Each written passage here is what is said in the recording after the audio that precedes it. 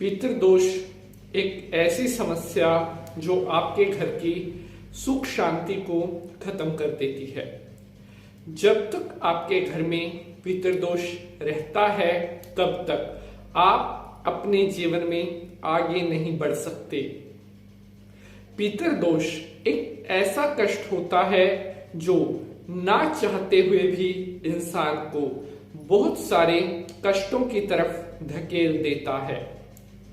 घर में सुख शांति, घर में समृद्धि, घर में पैसे का टिकाव तभी होगा अगर आपके घर में बिल्कुल भी पितृदोष नहीं है।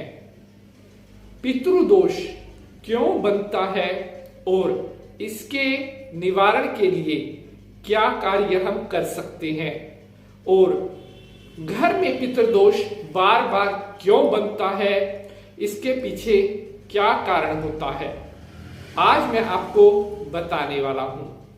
नमस्कार, मैं पंडित नितिन शास्त्री आप सभी भक्तों का आज के एपिसोड पर हार्दिक स्वागत करता हूं।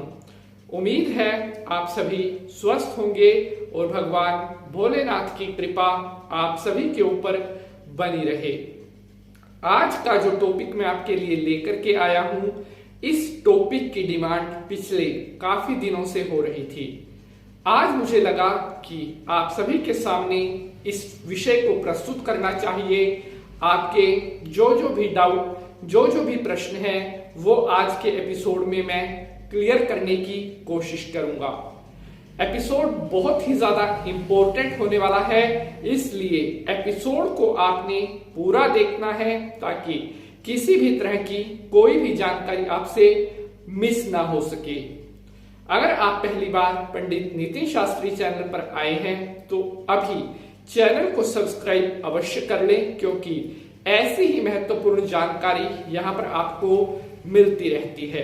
तो चलिए अब भगवान भोलेनाथ को नमस्कार करते हुए आज के एपिसोड की शुरुआत करते हैं। ओम नमः शिवाय, हर हर महादेव। पितृदोष, कारण और निवारण। मेरे प्यारे बंधुजनों, हमारे पास बहुत सारे भक्तों के मेल आते हैं, बहुत सारे हमारे सब्सक्राइबर्स के कमेंट आते हैं कि शास्त्री जी कृपया करके हमें बताइए पितृदोष के क्या लक्षण होते हैं। हमारे घर में कभी कुछ सही नहीं होता, अगर हम कुछ सही भी करने लगते हैं वहां पर भी हमारा नुकसान हो जाता है और किसी ना किसी तरह से हमारी पैसे की बर्बादी होती रहती है। घर में बीमारी तो हमेशा बनी ही रहती है। तो अब मैं आपको बताने वाला हूं कुछ ऐसे लक्षण जो बताएंगे कि आपके घर में पितृदोष बन रहा है। मैं आपको कुछ ऐसी बातें बताऊंगा जो इशारा करती हैं कि घर में बहुत बड़ा, बहुत खतरनाक पितृदोष बन रहा है। सबसे पहले लक्षण की अगर हम बात करते हैं तो घर में क्रोध की अधिकता रहेगी।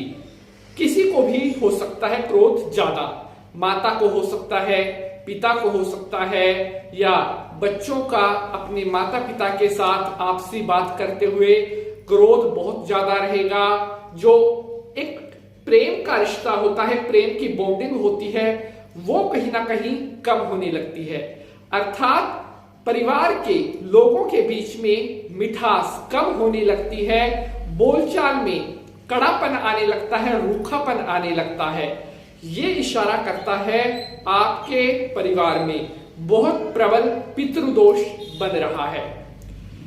अगर हम बात करते हैं दूसरे लक्षण की, परिवार में जो महिलाएं हैं उन महिलाओं को लगातार उल्टे सपने आना, बुरे ख्याल आना और तरह तरह की सपने में अलग अलग विचार आना इशारा करता है कि आपके परिवार में एक बहुत मजबूत पितृदोष का निर्माण हो रहा है। अब हम आगे बढ़ते हैं, लेकिन मेरी आपसे रिक्वेस्ट है इस एपिसोड को देखने के साथ शेयर भी जरूर कर दें।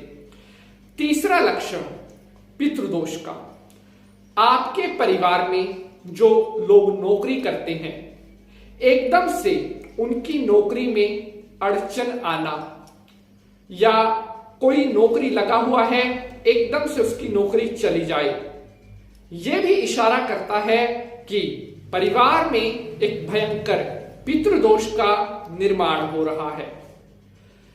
अब मैं आपको बता रहा हूं पितृदोष का सबसे बड़ा, सबसे भारी भयानक लक्षण। परिवार में जो मैरिड औरत है, जो शादीशुदा औरत है, बार बार उसका गर्भ गिर जाना। जी हां, अगर वंश आगे नहीं बढ़ रहा है, परिवार में बार बार वंश के आगे बढ़ने में कोई ना कोई बाधा आ रही है, तो ये एक बहुत स्ट्रॉन्ग लक्षण है परिवार में पितृदोष होने का। गौर से, ध्यान से इन बातों को आप सुन ले, क्योंकि इतनी महत्वपूर्ण जानकारी हर कहीं हर रोज नहीं मिलती। अब बात करते हैं पितृदोष के अगले सबसे भयानक लक्षण के बारे में। परिवार में एकदम से पैसे की कमी होने लग जाना।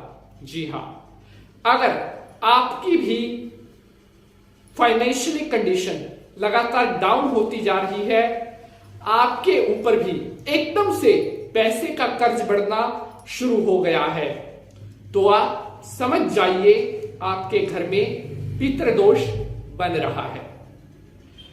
ये तो मैंने आपको बताए कि पितृदोष के लक्षण।